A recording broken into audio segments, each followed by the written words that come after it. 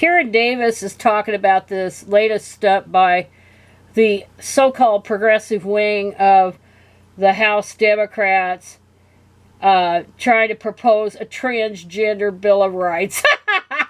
Yeah, fetishists deserve protections in the Civil Rights Act. They don't even know what in the hell they're supporting. These people don't have any idea what the hell they're talking about. You might as well amend the Endangered Species Act to cover jackalopes and unicorns, because there's no such thing as transgender, and there's no such thing as non-binary or any of that other horse shit. There's no such thing. And this is going to go absolutely nowhere. So this was like at the very end of the whatever Pride Month or whatever the hell it is. But anyway, Pramila Jayapal, I'm sure I mangled her name. I don't give a shit. I'll just call her PJ. And she's from Washington State. She's leading an effort by House Democrats to codify federal protections for transgender Americans. This is giving rights or privileges to men in dresses that where in areas where women have no goddamn protections at all. They don't have protections under the 14th Amendment, which made the ERA necessary. But now you have so-called feminists like Wolf that peddle Phyllis Schlafly horse shit in against it. And I couldn't believe it. And that's why I won't give a damn nickel to Wolf at all. Not a nickel. They'll never see a penny till they change their attitude. But anyway, we're giving transvestites the correct terminology. We're giving them protections under the Civil Rights Act so they can go practice their goddamn kink in women's spaces. Meanwhile, women have just had their right to reproductive autonomy taken away from them by the United States Supreme Court. Now you tell me what goddamn sense this makes. It makes me mad that a woman is proposing this goddamn shit. What in the hell's wrong with women that they do this? Anyway, she's the senior whip of the Democratic Caucus. PJ is chair of the Congressional Progressive Caucus, a member of the Congressional LGBTQ plus Equality Caucus, and the mother of a child who is trans. So she's somebody that ought to be going to goddamn jail if she promoted this kid being trans. So she has a personal stake at it. And then, of course, this woman is joining this effort by David Cicilline, and he's probably the biggest sexist in all of Congress. Marie Newman of Illinois, Mark Takano of California, and Richie Torres of New York. So far, the proposed resolution, it's a resolution, has more than 80 co-sponsors. So it's a bunch of lip service, election year lip service. And you know what? Democrats fuck it up every goddamn time. They focus on shit like this that hurts way more people than it'll ever help, and not focus on women's rights being destroyed. They don't care about that. They care about that Pritzker money. They care about the Gill money. They care about the Stryker money. They care about the HRC nonsense. That human rights campaign crap that's trying to influence politicians. Again, all of this is a result of Citizens United. It's really about that. It's really about these billionaires being able to buy off politicians. And it doesn't matter if they're on the right, and it doesn't matter if they're on the left.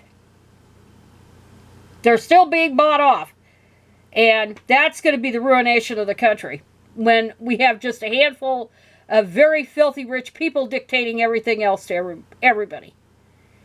And anyway, so this thing is going absolutely nowhere.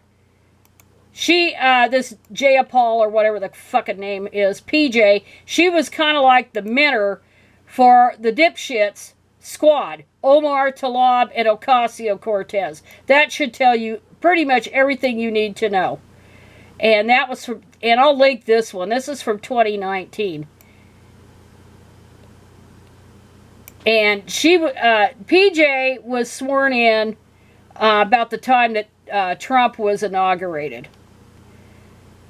And in just 2 years, she has vaulted from liberal backbencher to co-leader of the Congressional Progressive Caucus, carving out a crucial role within the newly emboldened Democratic caucus and earning a seat at Nancy Pelosi's leadership table next week. This is from 2019.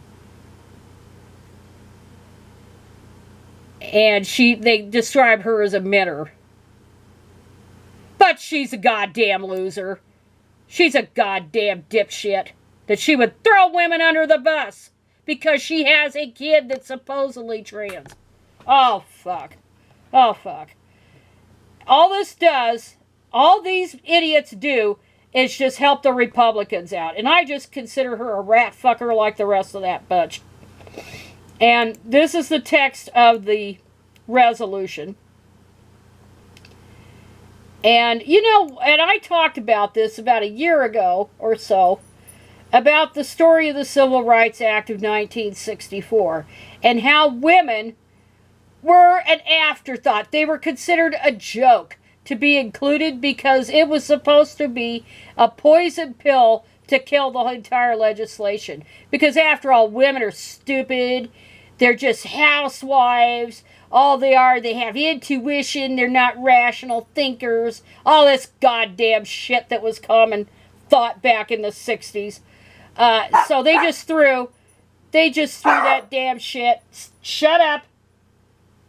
They just threw that shit of including, as a joke, including women in the civil rights legislation. They didn't have any idea when they were doing that it actually passed anyway. So women were covered in the Civil Rights Act of 1964, Title VII, as a joke. But here, in all seriousness, we're going to give dudes in dresses all kinds of goddamn protections, or privileges. They're not protections, because there isn't any protections they don't already have. Being members of the dominant sex class, men, and this is almost always men. This, even with the flood of young women going through surgical butchery, I doubt it has really any teeth. It's just a resolution.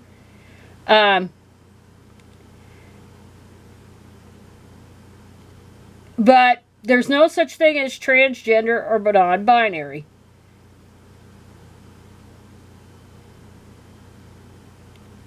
And it's just a bunch of saber rattling. I think we better be concerned with the direction of the United States Supreme Court. Now they're looking. I don't want to talk any more about that stuff, but stuff that pertains to elections. There's some scary shit coming down the pike on that.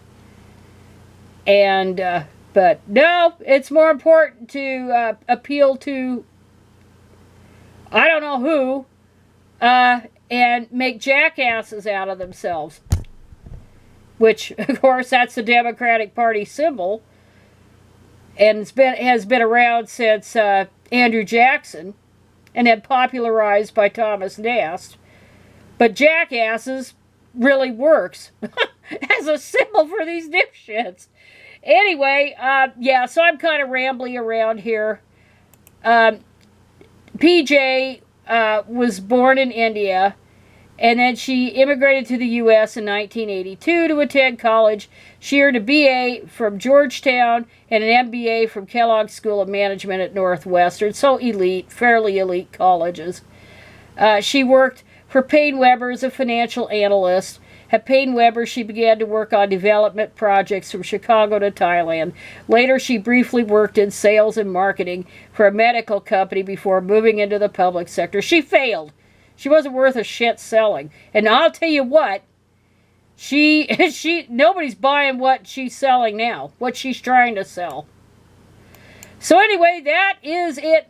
And you could read this. I don't need to break down this stupid resolution, because it's the same old woman-hating shit, like these dudes have a right to invade women's spaces and perv. And of course they don't. I mean, it's all just lies. It's just total lies. I don't know if PJ actually wrote this or the Human Rights Campaign or some other lobbyist wrote it. Usually these lobbyists write this kind of crap. But yeah, just think about it. Cross-dressers, cross-dressing males especially, will have quote-unquote rights, privileges that women don't have, never have had, and are virtually guaranteed of never having. Think about that. Think about that. And think about how PJ is helping the other side.